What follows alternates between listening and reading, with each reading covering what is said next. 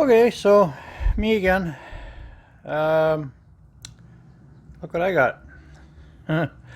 Decided to jump on the solar bandwagon and running the generator all the time. That little generator to keep my batteries charged up is, yeah, it's just frustrating. It works fine, but it's just noisy and yeah, burns a lot of fuel, but burns a lot of gas. So I'm gonna try some solar. Um, I've got this Renogy 100 amp charge controller. Thing is huge. And I guess I didn't pay enough attention to the dimensions when I was looking at it online there, but it's huge. Anyways, so what I'm doing is I'll show you solar panels in a few minutes here, but I'm just kind of holding off for a little bit, probably a week or so, to do the flooring here. It's just about ready to go, but for whatever reason, when it rained really hard the other day, I developed a leak in this seal around this one slide out. So I want to track that down and get that stopped before I put the flooring down. So I decided to just hold up on that for a second, for a bit. And the fridge delivery got delayed for whatever reason. So everything kind of, my flow of stuff that was going to happen kind of got a little bit messed up. So I'm just kind of decided to go with put some solar in for now. And besides, I want to be able to once this fridge is installed, be able to just run it, and we'll just leave the inverter on, and hopefully the solar will keep up. So what I've done here is, these are just hanging here, but these lines, I ran 4-gauge power and ground cables for the solar. And what I'm going to do is I just installed the vent for the black and gray tanks. So vent that through the roof, and what I did, I don't know if you can really see up in there, but I just ran the lines, rather than running another fitting through the roof, I just ran the lines into the pipe. It's just a vent, so there's no liquid or anything in it. And so I ran the lines into there and then back out up on the roof. Just below, I got one of those, I don't know what they call them, but the vent cap up there that spins in the wind, so that it will drain or keep the black tank from the smells from coming up. And anyways, you know what I mean. Having a bit of a brain fart here. Anyhow, so I'm going to do that, or I've already done that, and I'm going to run the lines down into the bay, and I'm going to try to, because this thing is so big, I can reposition my inverter on that board on the other side, but I think because this has Bluetooth capability, I think what I'm going to do is mount it on the back side on that wall there, and then when all that wiring is done, I'm going to put a bulkhead, so it'll be in between the bulkhead and the and that panel there, and then maybe I'll just put a door on it or something, I don't know, so I can access it if I have to. That'll separate it from the batteries here, and I don't have to go in and reposition my inverter. If it doesn't end up working all that well, I can always remove it. Just the other side of that panel there, so I can reposition the inverter if I have to, but I'd rather not.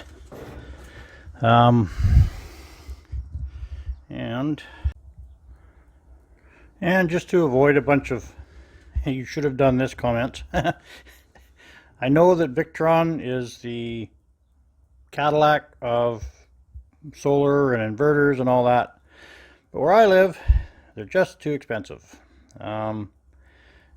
This is a 100 amp, and what is it? It'll do 170 volts I think it is maximum for the solar array, 100 amp charger. Something similar in Victron was, I think it was like $1,800 or something. It just, I just can't afford that. That's just out of my price range. Maybe it's worth it. I don't know. A lot of people use it, and it's great equipment. I know, in the States it's way cheaper. The inverter that I have, 6 kilowatt, 24 volt, 230 volt or 240 volt output is, I think it was right around 2,000 bucks Canadian.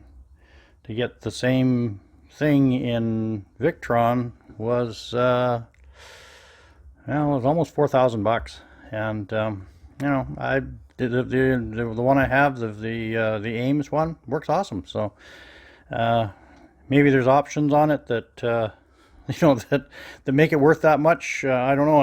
And they are a lot cheaper in the States. I have no idea why they're so expensive up here, but maybe the distributors are just wanting to hose us. I don't really know. But anyways, this Renogy stuff was a lot cheaper, was more affordable in my price range. So that's what we're going with. And yeah, hopefully it'll all work out okay. And just another little tidbit. What I'm going to do is put the panels up there just temporarily for now, because I have some rubberized roof coating coming. So I'm going to coat the roof, but it won't be here till sometime next week. So I'll just put the panels up there temporarily for now. Pull them back off again when I once the stuff comes. Coat the roof. I can make it all one color. I think that'll help. and then I'll mount them permanently. I'm not exactly sure how I'm going to mount them yet. They got grommets in the side, so I might rivet them to the roof. But I don't know. I'm not really thrilled with putting too many holes in the roof. Mind you, I've got 4,000 rivets already, so I guess that's not really that big of a concern.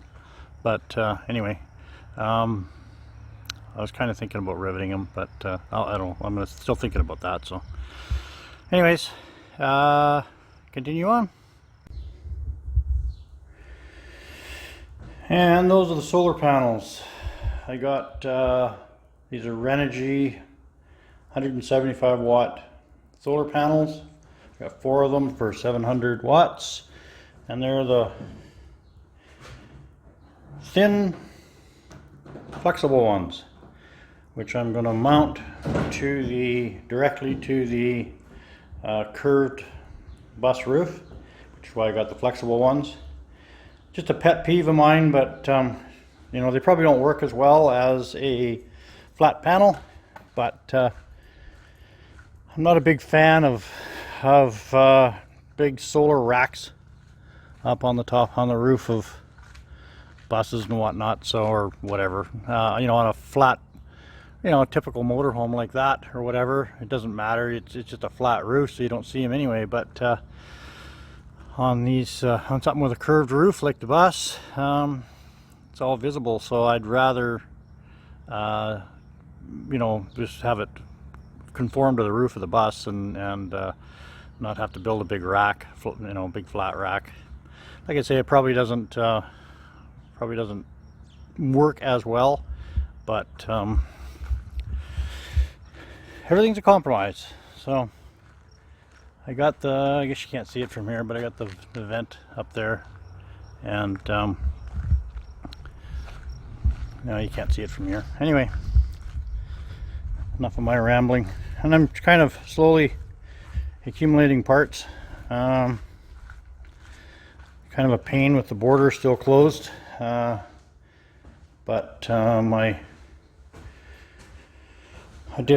that's the glass cooktop there. Came in yesterday. I ordered it because it said it was going to be delivered August 26th, so I figured I'd need it by then.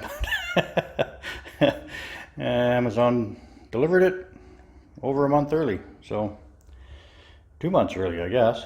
It's June, not even June 26th yet. Anyhow, so I'm going to install that, and then we'll see how it all works. Um, if anybody that's watching this has done a lot of solar and sees any major mistakes I'm making, because I've never done this. I have no, I'm just kind of doing what I've seen other people do, and I don't know of anybody that's used these flexible panels. But anyways, they're if you see anything I'm doing obviously wrong or whatever, just let me know, because I like I say, I don't. I've never done it before, so I'm just kind of winging it, which is pretty much what I do anyway. These wire lines, I'm going to use them to run to wire up the panels. 10 gauge. Got the connectors on one end, so now I'll have to wire the other end up. I've got some connectors. I'm going to run them in series, so they're 12 volt panels. I'll run them in series to so 48 volts, and then into the charge controller. So anyways, that's it for now. Okay, here's all the solar panels up on the roof, wired. They're temporarily mounted in place. I think I'm gonna rivet them. The grommets work out right perfectly in line with the ribs. I don't know if you can see that or not, but so I think I will just rivet them down and put some washers on them, so there's some good contact area. And then at the front leading edge here, maybe I'll run a bead of sealant along there, just so the wind as you're traveling can't get underneath it. I don't know, but I'm not going to do that until after I paint the roof. So I'll these are just in here just to test, and I'll pull them back off again. They just unplug, of course, and then paint the roof. Then I'll put them on permanently. So it'll probably be like this for 3 or 4 days, something like that, or maybe till next weekend. I don't know. The paint's supposed to get here on Tuesday, but the weather's not going to be all that great, and I'm going to have some decent weather to get it on there. So anyways, it works. And hang on a second, I will go down into the bay where I mounted the charge controller. So there's the charge controller mounted in the bay here. Working, not making much power right now because the sun's going down, but it's I gotta tidy up all those wires. I gotta all the 120 volt cable I gotta mount into the breaker panel yet, and then all the smaller ones there I just gotta wire loom them and tack them all, attach them all to that wall. Anyways, it works. See you tomorrow, and it's supposed to be nice tomorrow, so I'll see how much power it makes. Okay, so here's a little bit of a update on the solar install. It's all done now, 700 watts. The only thing I have left to do is rivet down the little clips to hold the wires in place. But other than that, so I painted the roof with a rubber roof coating, and as you can hear, it's still sticking to my shoes. I haven't done the back there yet. I got some more riveting to do. I'll do that probably in the next little while, or the front cap, because I have a little bit more work to do up there, so I haven't done that yet. But I'm going to paint the tops of the slide outs with that same material, and yeah. Anyways, solar panels have been working for about, I'd say, close to 2 weeks. They seem to be working really well. There's 700 watts of panels here, and a couple of times, I don't know how accurate it is, but it's hit 775 watts of charging. I don't know if that's a goof up or if they go over 100% once in a while or whatever. I don't really know, but anyway. anyways, it seems to fairly regular, fairly, I'd say average, somewhere between 450 and 500 watts. Of course, this evening it's not doing hardly squat because of the cloud cover, but we're supposed to get rain here shortly. But anyways, so far this Renogy stuff I'm pretty impressed with. I like these panels. They've just formed right to the roof of the bus. They're so thin that you can hardly, well, you can't tell that they're it even has solar panels on it. So, which I like because rack. You have no choice. You know, I could never get, for all the guys that are doing, you know, 3,000 watts or whatever, I could never ever get that kind of wattage on the roof of the bus with this kind of panel. I can get another 4 panels, so another 700 watts, 1,400 watts total, and I just don't have any more room. I don't have any more roof. So, you know, for guys that want to have way more than that, well, they don't have any choice. We've got to have the big rack, but these seem to be working so far really good. If something changes, I'll update and change my opinion. But so far really good. I'll go down below here in a second and show you the. Well, I think I already did the solar, the controller, so I won't bother. But anyways, that's it for that. So I got the cover off here because I was checking the batteries. I checked them with a hydrometer, and all the cells are right up. So I was happy to see that. I didn't know if, you know, one of them was had a low cell or anything like that. So, but they're all up. That charge controller seems to be working fine there with the Bluetooth app. I don't have to go in there and fart around with it, so I just have to tidy all those wires up, like I said in one of these other segments. And it's been charging about, I can't show you the Bluetooth app because it's on my phone, which I'm recording with, but 1.6 kilowatt hours was the lowest, I think, in a day, and about 3.4 was the highest. So I thought that was pretty good, as long as it's accurate. But anyways, yeah, it seems to be working fine, and that's all I have to say about that.